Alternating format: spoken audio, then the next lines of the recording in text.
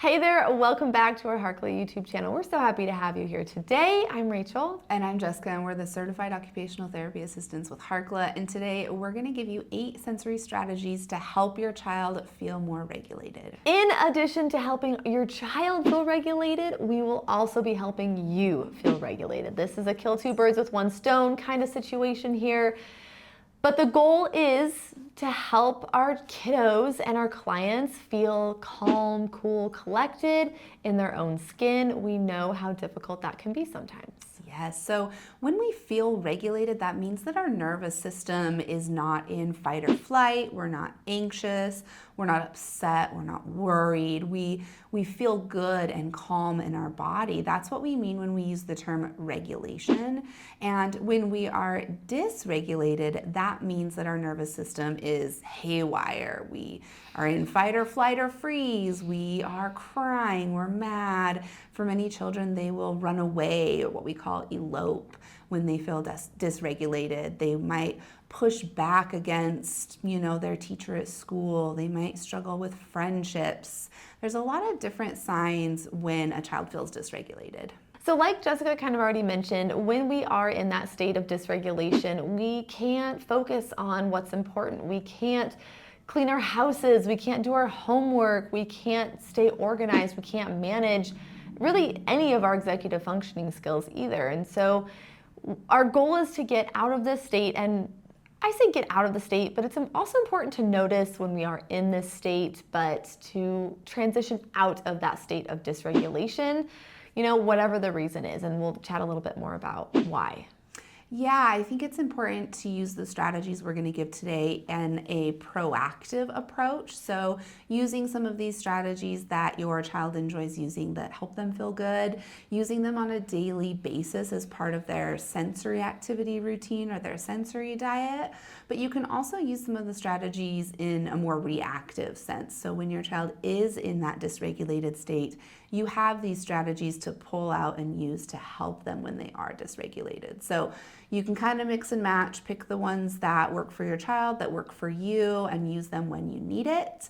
But I do think, and we're going to talk about this in the strategies, one of the big things is using strategies throughout the day to help with regulation. So it can be difficult to identify the true underlying cause or the root cause as to why a child continues to be dysregulated, especially if they're struggling to kind of get back to that baseline, and it just kind of spirals and it ruins their whole day when one thing is off, and it completely ruins their day.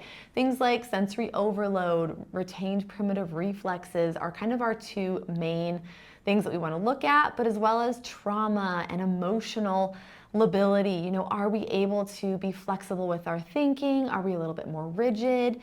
Do we have a history of trauma? Do we have a history of, drugs in utero when we were a baby that kind of make our nervous system a little bit more reactive?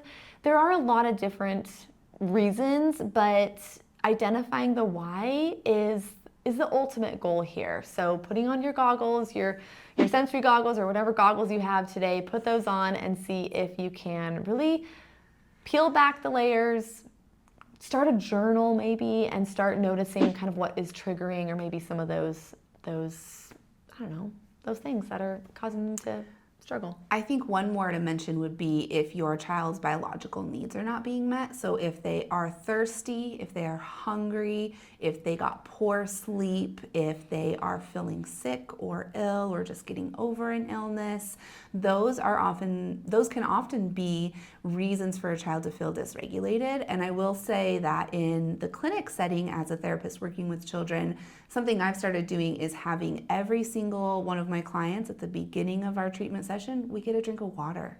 And just that getting drink of water, that process of getting that fluid and that hydration can be regulating in and of itself. So I think, and kids oftentimes have a hard time communicating that they're thirsty or that they might be dehydrated. So we always want to keep those biological needs in mind as well. It's almost like duh, It kind of seems like duh, but we don't think about it. Especially in the moment when your child is dysregulated. Exactly. You yourself as the parent might go into fight or flight when your child is dysregulated. So that's what this video is about, is to give you those strategies so that you kind of have a plan in place of what to do.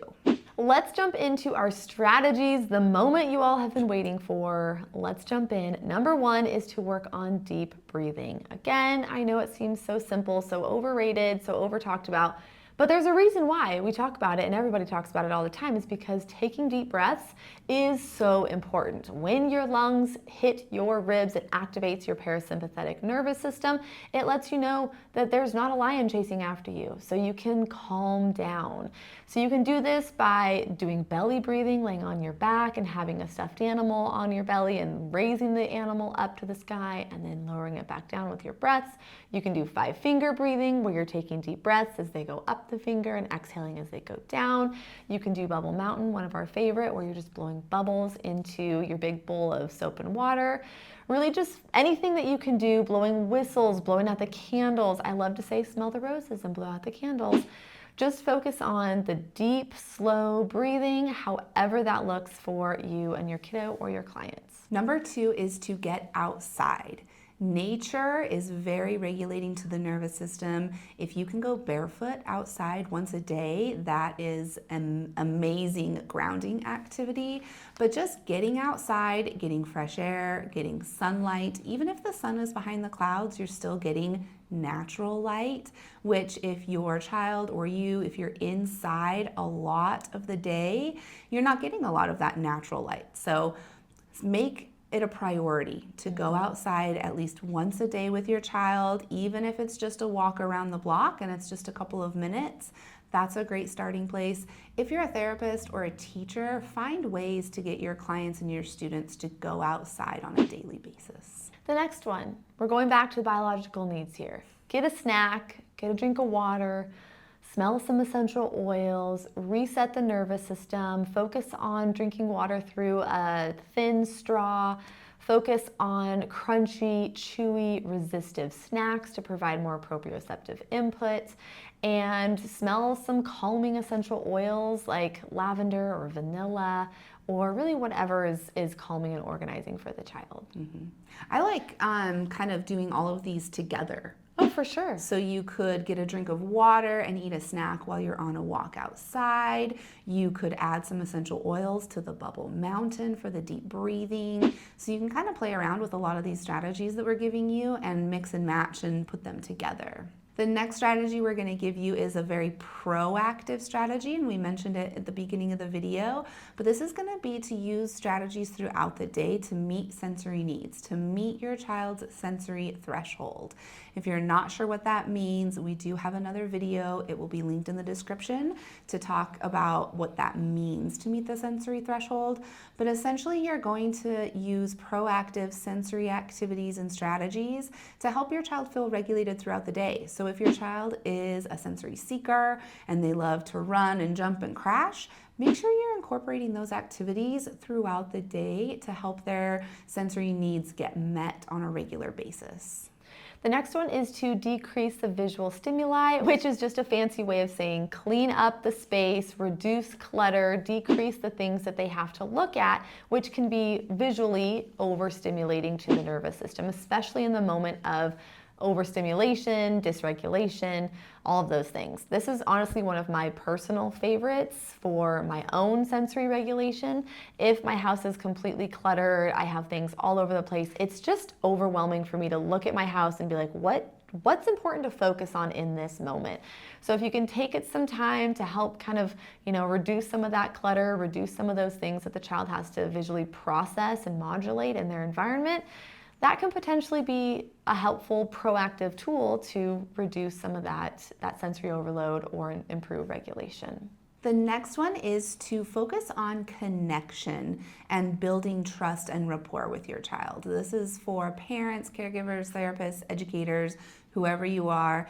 Build that trust with the child so that they feel comfortable with you, so that they can trust you. A couple of different ways you can do this is, one, get down on their level. So instead of standing above them, talking down to them, kneel on the floor, sit on the floor, be just below their eye level so that they don't have to look up at you. That can be really helpful. Slowing down is another one. So talk slower, talk softer, do things a little bit slower throughout your day instead of rush, rush, rush. find ways that you don't have to rush. And then just do less things. So instead of multitasking and having your child do 5 things at once in the morning when they're getting ready, how can you proactively help them do just one thing at a time so they don't get dysregulated? The next one is one of our favorites. We've talked about it a little bit with the meeting the threshold, but it's using proprioceptive input to your benefit, right? So the proprioceptive system, it is the very all grounding, all regulating. We always say when in doubt, prop it out. But first, heavy work, making sure that you're providing consistent stretching and compression and tension to the joints and muscles and tendons in order to stimulate that calming sense. So if your child is having a sensory meltdown from too much swinging, you can always provide some deep pressure, crawling, big hugs. Just focus on adding more of that proprioceptive input throughout the day. The last one that we have for you today is co-regulation.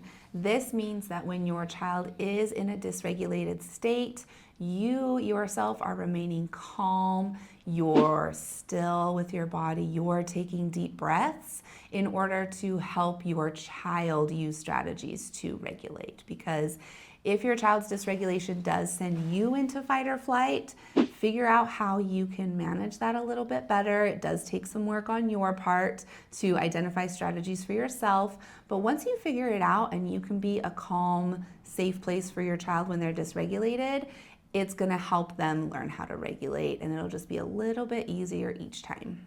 If there's anything we didn't cover in this video that is really beneficial and helpful for you or for your family or clients, leave it in the comments below. We'd love to hear it, and it can also be beneficial for other people reading through those comments too. Yes. If you enjoyed this video, let us know by clicking the like button and subscribing to the Harkla YouTube channel. Don't forget to listen to our podcast, All Things Sensory by Harkla. We have tons of episodes on anything and everything you'd want to learn about. And then make sure you're following us on social media. We're at Harkla_family, as well as at All Things Sensory Podcast on Instagram. We share tons of tips, tricks, and strategies for a variety of situations on both of those pages. And with that, we will plan on seeing you next Tuesday for another YouTube video.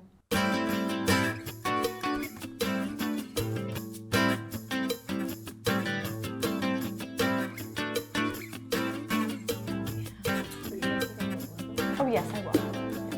When I'm ready, when I have my game face on. Are you gonna stop f***ing slouching?